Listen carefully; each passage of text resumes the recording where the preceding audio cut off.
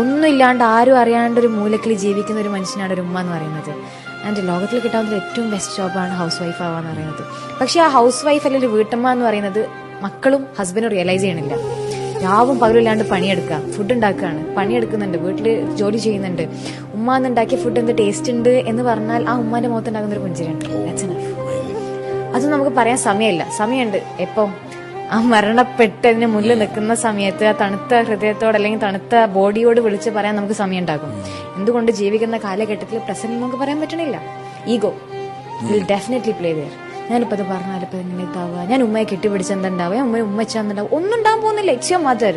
Give your love. She is craving for that. ഒരാൾ മനസ്സിലാക്കാൻ ആഗ്രഹിക്കുന്നതാണ് ഒരു ഹൗസ് വൈഫ് എന്ന് പറയുന്നത്. ജോലിയില്ല, രാവും പകലും ഇല്ലാണ്ട് കിച്ചണാണ് ആളുടെ ലോകം എന്ന് പറയുന്നത്.